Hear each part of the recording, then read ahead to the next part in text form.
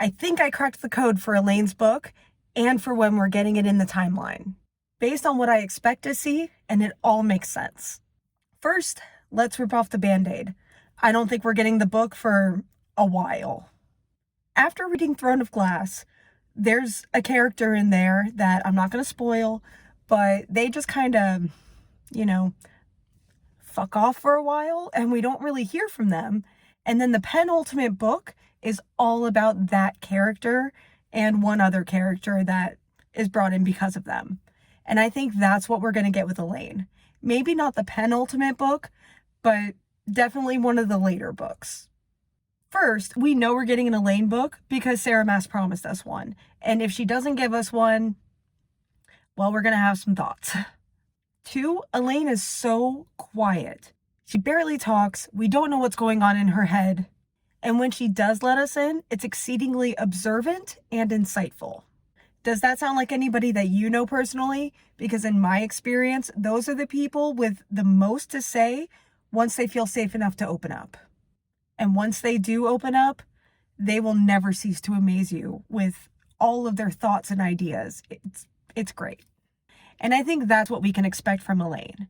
That her quietness isn't shy, yes, she's been through trauma. Yes, she's, got some PTSD and she's working through it as best she can and all that. But she's very quiet to the audience. And that is a choice. That is something Sarah Maas is doing on purpose that she is likely to give us payoff for later because she always does. So if Elain does in fact get her own book, and if it's the same way I think it's going to be based on the Throne of Glass parallel, then here's what I expect to actually see in it.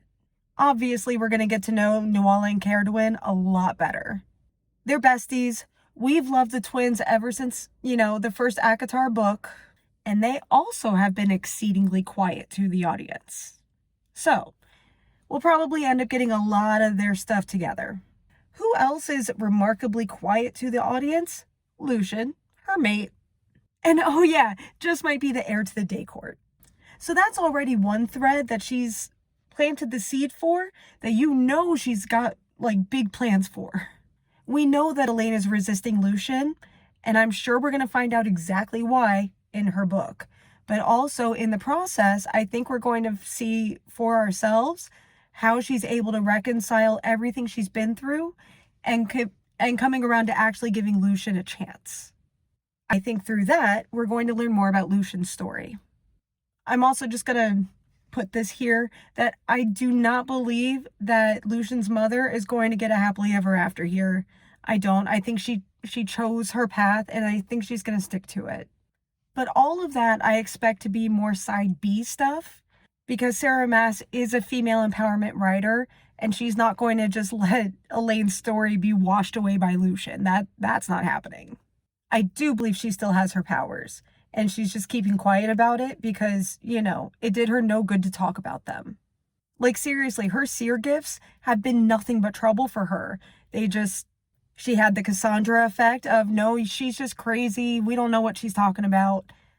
It gave her that bond with the Cauldron so that she could be lured out and kidnapped and returned to the Cauldron.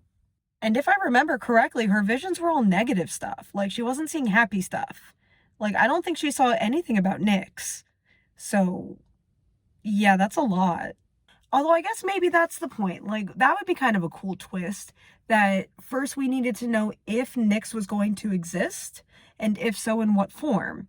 Because whether or not he survived was going to be a major, path shifting in how things are going to play out. And if it's not written in the universe yet, then a seer can't see it.